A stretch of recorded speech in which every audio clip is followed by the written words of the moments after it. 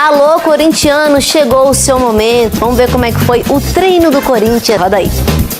Enquanto se prepara para os primeiros testes da temporada, o Corinthians tem jogo-treino marcado contra a União São João de Araras no próximo domingo e falta menos de 10 dias para o começo do Campeonato Paulista. O jogo inicial será contra o Guarani em casa. A equipe ainda tenta fazer ajustes no elenco. Espera pela chegada de mais 2 zagueiros, Gustavo Henrique, aquele mesmo que atuou por Santos, futebol europeu e estava no Flamengo na última aparição no Brasil, e Félix Torres, uma negociação que virou uma novela. O jogador foi liberado pelo Santos Laguna, mas teve problemas até com a aeronave que o traria do México até o Brasil. Mas se engana quem pensa que o compasso de espera corintiana pelos defensores não trouxe ações nesta quinta-feira, muito pelo contrário. O Corinthians, enfim, confirmou oficialmente a chegada do lateral Hugo, que vai se juntar a Palácios para brigar por uma posição na lateral esquerda, uma vaga deixada por Fábio Santos, jogador histórico que se aposentou no último ano. E também o Corinthians confirmou a renovação de Gustavo Silva até o meio de 2026, uma opção de velocidade para o lado, para o ataque corintiano, assim como o Romero, que terminou muito bem o ano. O setor ofensivo não foi tão reforçado assim, continua com nomes que o técnico Mano Menezes já tinha em 2023. Cara, muito feliz, né? Agradecer primeiro a Deus por mais essa oportunidade, né, de estar estendendo meu contrato. O ano passado foi um ano difícil para mim por conta da lesão, então eu espero que esse ano, os próximos anos sejam totalmente diferentes para que eu volte a jogar, tenha sequência e também dê muitas alegrias à torcida.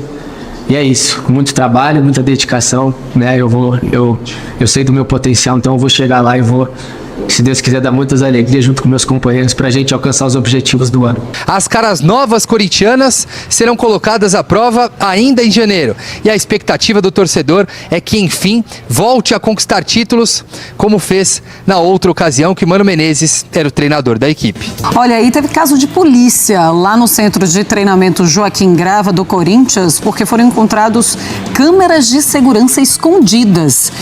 E microfones também, tá? Esses equipamentos, eles foram encontrados na sala que é ocupada pelo presidente do Corinthians. No caso agora, o Augusto Melo. Isso foi nas dependências do Parque São Jorge, tá? Não no CT.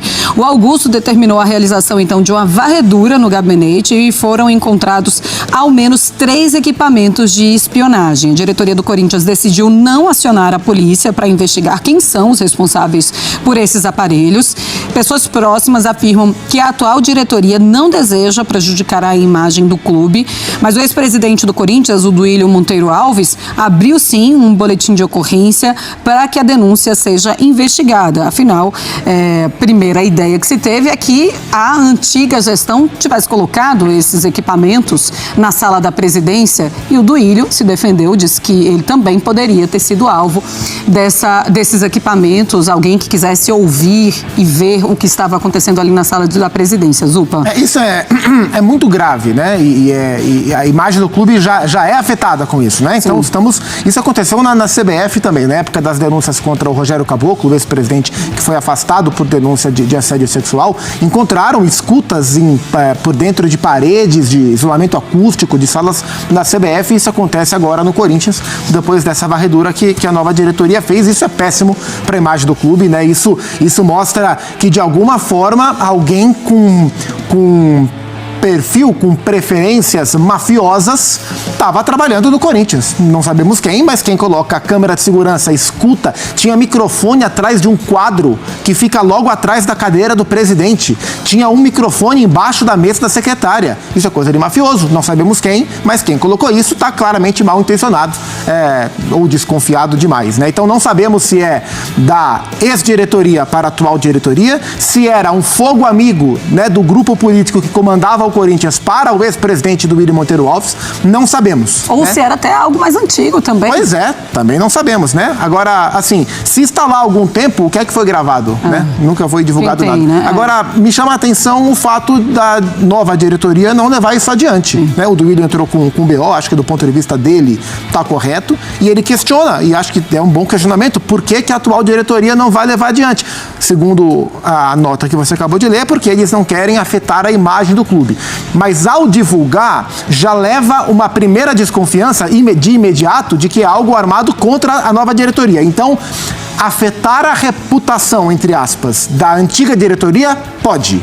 Afetar a imagem do clube? Não pode. Por isso não se investiga. Isso eu discordo, né? Então, se foi encontrada câmera de segurança, microfone e escuta, é preciso saber quem foi. É preciso entender o que aconteceu dentro do Corinthians e a polícia pode ajudar, né? É a única instância que pode ajudar. Então, eu acho muito estranho que a nova diretoria não leve isso adiante e acho que deveria. Porque mais importante do que a imagem do clube nesse caso é saber o que aconteceu na sala da presidência no 5º andar do prédio do Parque São Jorge. Pois é, tem um boletim de ocorrência do Duílio e isso pode fazer também a polícia começar o investimento a partir do que fala o Duílio Monteiro Alves. André?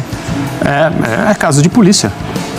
Não há nada mais, assim, profundo a dizer. Caso de polícia, a atual diretoria tem que ter o maior interesse possível em elucidar como que isso aconteceu. Claro. Embora por tempo de trabalho, digamos assim, a diretoria que recentemente assumiu seja a que menos foi exposta a esse tipo de espionagem, né, porque está lá há pouco tempo. É evidente também, ninguém sabe quando que isso foi instalado, quem foi que fez isso e quando fez, mas a polícia tem toda a capacidade e todas as condições de levar esse caso até o final e dizer, olha, foi essa pessoa ou essas pessoas nesse dia e é isso que aconteceu, tomara que se chegue a esse desfecho, porque a imagem do clube já está prejudicada a partir do momento que o público em geral tomou conhecimento disso. Claro. É muito pior que isso fique por isso mesmo e ninguém nunca saiba quem são os responsáveis por essa espionagem. Se o clube leva o caso até o fim e essa investigação apresenta quem foi que fez isso, a imagem do clube, pelo menos, ela é resgatada porque apresentaram os culpados. A diretoria atual tem que ser as primeiras pessoas a querer que isso seja esclarecido. E foi a diretoria atual que divulgou também esse achado depois de uma varredura ali na sala do presidente. A gente viu o Augusto Melo falando do Gabigol, falando do Borré, e o que a gente sabe, Zupa, é que o Augusto Melo, ele quer uma contratação, aquela de peso, aquela que o torcedor vai olhar e vai falar, caraca, é esse cara aqui para resolver o problema do ataque, principalmente do Corinthians, porque é onde agora a fragilidade mora. Você acredita que o Abubakar pode ser esse jogador? Tenho algumas dúvidas, e lembrando que no caso do Vincent Abubakar, o movimento é o contrário, né? Como a Lili falou, ele foi oferecido ao Corinthians como foi ao Grêmio, o Grêmio não levou adiante. Empresários, os mesmos intermediários que o representam no Brasil, enxergaram na lacuna do Luiz Soares a possibilidade do camaronês ser encaixado no Grêmio, não vai acontecer. Como a Lili falou, o Cifute está analisando e o Augusto Melo, embora queira o nome de impacto, tem dado muita voz às análises do departamento que ele está reforçando. O Mano Menezes também tem que ser muito ouvido. O Mano comandou o Abubakar no Al Nassr, antes do Al Nassr virar o time do CR7, o Al Nassr foi time do Mano Menezes, isso no meio da pandemia. E o Abubakar foi centroavante do Mano, então ele sabe de quem se trata.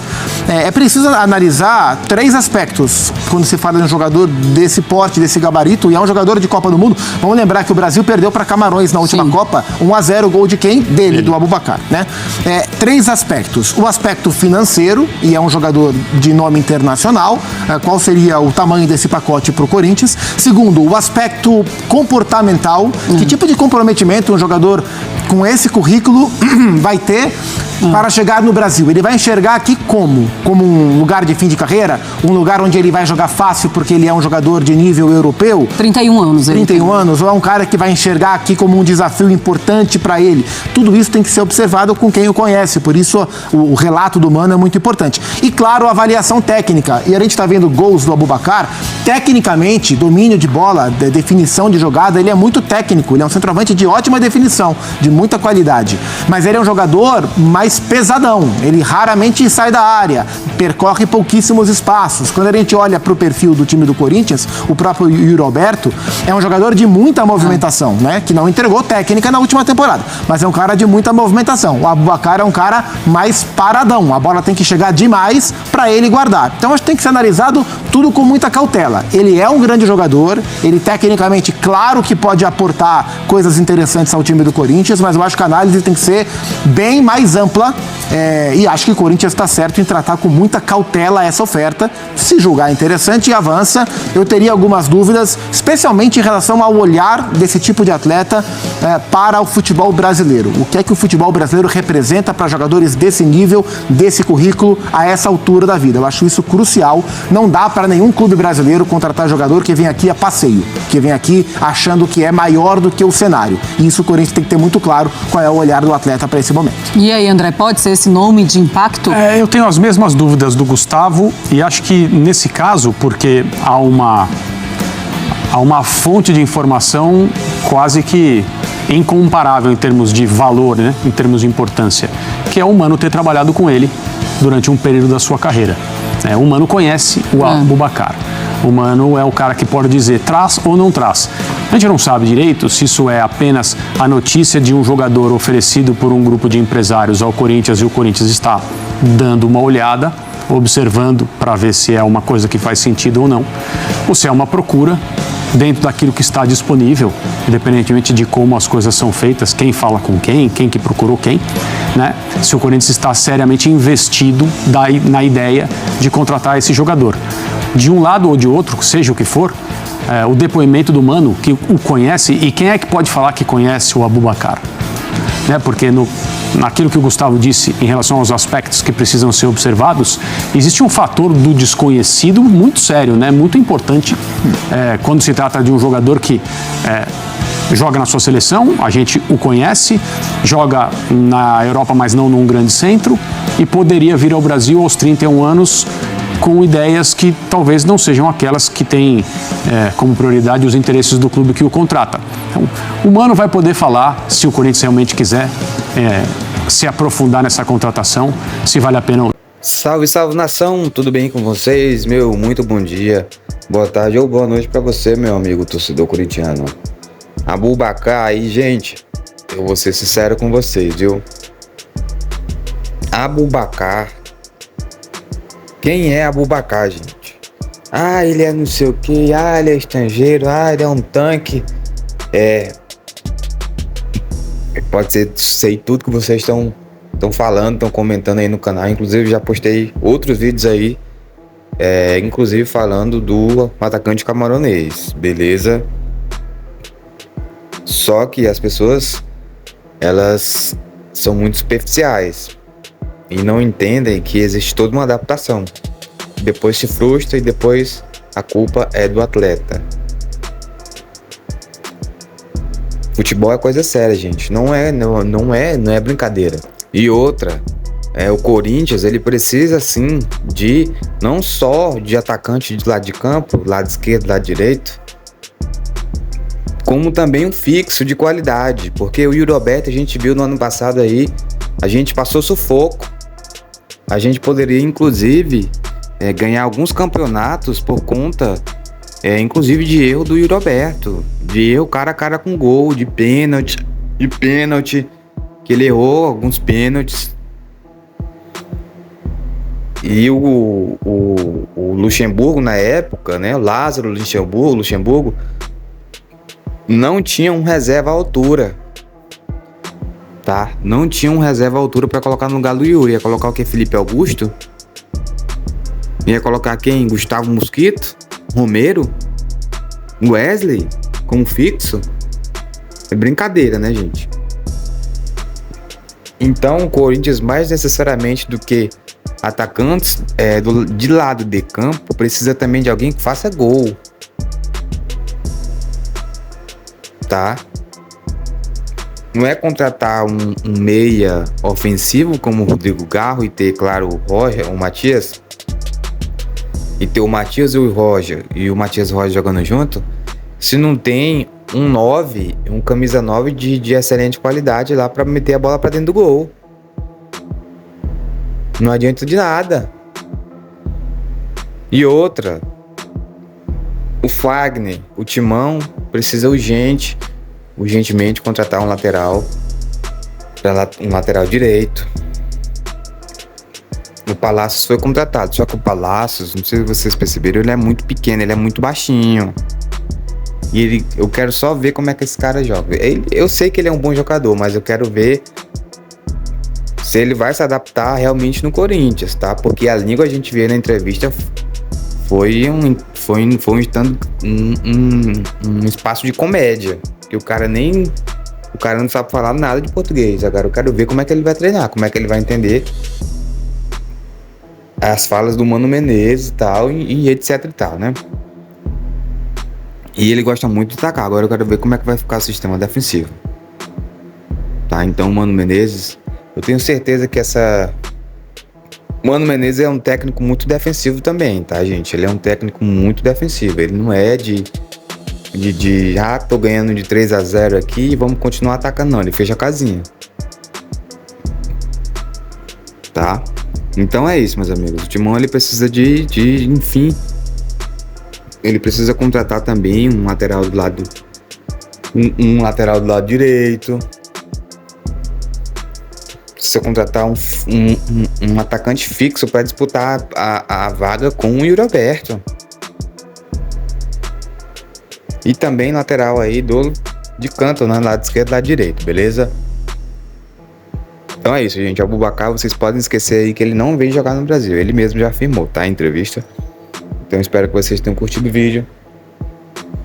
Se você curtiu o vídeo, deixa seu like, se inscreve no canal e ativa o sininho das notificações, tá bom? Um forte abraço a todos e até o